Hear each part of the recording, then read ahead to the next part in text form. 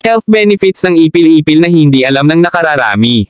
Malalago at maliliit ang dahon ng ipil-ipil, bawat sanga nito ay hitik sa bunga, sa bakuran man o sa kalye ito ay makikita. Kung para sa iba ito ay ordinaryong puno lang, aba huwag itong isnabin dahil ito ay may magandang balitang hatid sa atin. Ang ipil-ipil ay may siyentipikong pangalan na tinatawag na Leucaena leucocephala. Ang mga murang buto ay maaaring kainin at kadalasang ginagamit sa pagluluto. Halos lahat ng bahagi ng mga halaman na ito ay beneficial at useful. Gayunpaman, ang pinakakapakipakinabang na bahagi sa medikal na mundo ay ang mga dahon. Ang bawat 100 gramo ng dahon ng ipil-ipil ay naglalaman ng 85 calories, 15.4 gramo ng carbohydrates, 12 gramo ng protina, 6.5 gramo ng taba, 3 gramo ng iron substance, 100 miligramo phosphor, 1.5 na miligramo calcium, vitamina A, vitamina B1 at panghuli vitamina C. Narito ang mga listahan kung paano ang mga benepisyo sa kalusugan ng ipil-ipil. Ito ay may kakayahang malunasan ang diabetes. Ito ang isa sa magandang katangian ng ipil-ipil since meron siyang antioxidants gaya ng flavonoids, tannin, carbohydrates, leukocytes. Ang mga plant enzymes na yan yung nagpupunta sa ating gut at nagbibigay ng medicinal value. Kung meron kang sakit na diabetes, yung level ng blood sugar bumababa. Mas effective daw ang pagbuburo o fermentation ng dahon ng ipil-ipil. Sa pagbuburo ng dahon nito, magdikdik lamang ng 2 tasa ng dahon ng ipil-ipil, at maglagay ng 1 tasa ng brown sugar. Kapag may kaunti na itong katas, ilagay ito sa isang garapon, tsaka iburo ng 10 araw. Katas nito ay pwede nang inumin sa isang shot glass o maliit na baso araw-araw, ang level ng blood sugar ay bumababa. Other than decoction, drying, boiling, ang fermentation ang pinakamaganda kasi yung potency ng halaman makukuha mo, lahat ng plant enzymes at nutrients. Pangalawa, pamperga sa mga batang may bulate sa tiyan.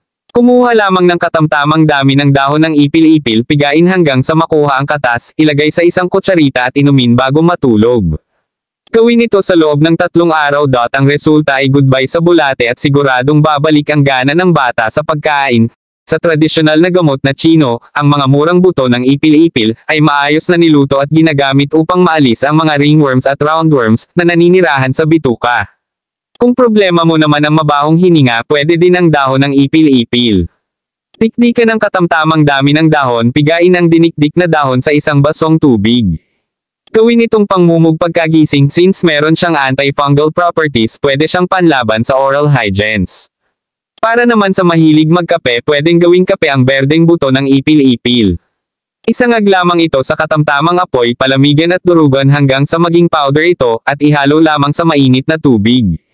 Mainam ang antioxidants content nito, lalo na sa may cancer. Nagagawa ng mga dahon na pangalagaan ang kalusugan ng mga selula sa loob ng katawan, upang hindi ito mag-trigger na magkaroon ng cancer. Ayon sa mga pag-aaral, ang ground powder na nakuha gamit ang roasted seeds ng ipil-ipil, ay nagtataglay ng anti-cancer properties na makatutulong sa pagpigil sa paglaki at pagkalat ng cancer-causing cells sa katawan. Nakakatulong din ito sa may insomnia. Kadalasan ang insomnia ay sanhi ng ilang biological na mga kadahilanan. Maaaring ito ay psychiatric at medical na kondisyon o hindi malusog na mga gawi sa pagtulog. Ito ay medyo nakakaabala dahil ang pagdurusa nito ay nangangahulugan na tayo ay nagdurusa sa sleep disorder. Gayunpaman, ito ay maaaring malampasan sa pamamagitan ng pagkonsumo ng dahon ng ipil-ipil. Nakakatulong sa pag-aayos ng menstruation cycle. Karamihan sa mga kababaihan ay hindi alam ang tungkol sa katotohanan ito, ngunit oo, ang dahon ng ipil-ipil ay nakakatulong sa pagsasaayos ng cycle ng iyong regla, at pagbabawas ng pananakit ng regla. Ang halaman na ito ay nagtataglay ng analgesic properties na magpapababa ng muscular pain o cramp sa loob ng ating katawan. Nagpapabuti din ito ng sirkulasyon ng dugo. Sa pamamagitan ng pagpapabuti ng sirkulasyon ng dugo, maaaring maiwasan ang pamumuo ng dugo. You will be claimed healthy kung mayroon kang normal na daloy ng dugo. Para makuha mo yan, consume more ng dahon ng ipil-ipil. Tumutulong sa paggamot ng balakubak. Ang langis na nakuha mula sa mga buto ng lead tree ay may antibacterial at antifungal properties. Maaari itong idagdag bilang base oil na iyong pinili at ilapat sa anit upang makatulong sa paggamot sa mga problema sa buhok tulad ng balakubak. Gumawa ng makinis na balat. Bukod sa pagkakaroon ng mga benepisyong pangkalusugan, marami o mas kaunting dahon ng ipil-ipil ay may epekto din sa kagandahan. Simula ngayon, hindi na kailangang mag-alala ang mga kababaihan tungkol sa kanilang balat. Gamit ang mura at praktikal na sangkap na ito, lahat kayo ay maaaring magkaroon ng makinis at kumikinang na balat. Maaari itong gamitin habang nagmamasahe o nag-spa. Pag-alis ng acne at mga peklat nito. Ang mga likas na enzyme ay naruroon sa mga dahon ng puno ng ipil-ipil. Tina-trigger nila ang produksyon ng collagen, isang protina na responsable para sa lakas at pagkalastiko ng balat. Ang pagkasira ng collagen sa katawan ay humahantong sa mga wrinkles, patchy, at maitim na balat na kaakibat ng pagtanda.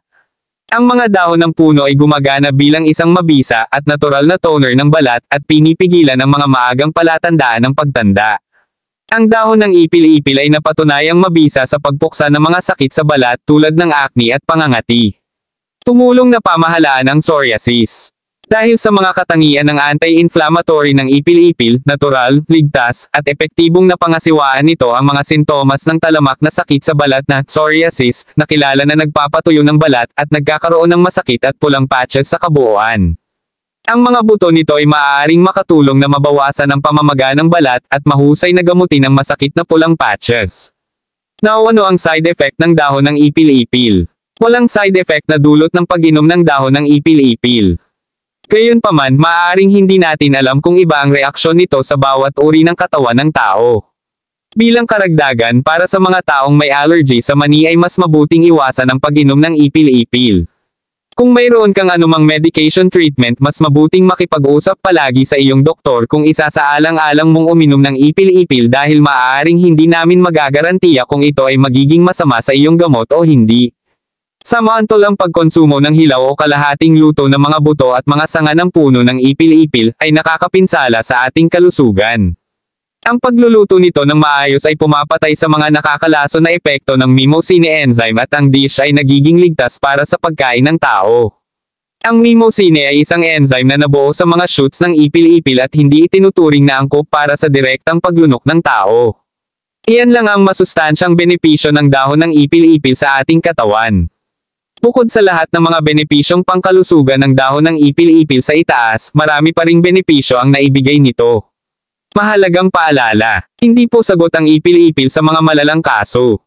Mas mainam na pumunta sa doktor para alamin ang tamang gamutan. Ang bisang hatid ng ipil-ipil ay galing sa inang kalikasan, pagyamanan at alagaan natin ang puno na gaya ng ipil-ipil. Hanggang sa muli, maraming salamat sa inyong panonood.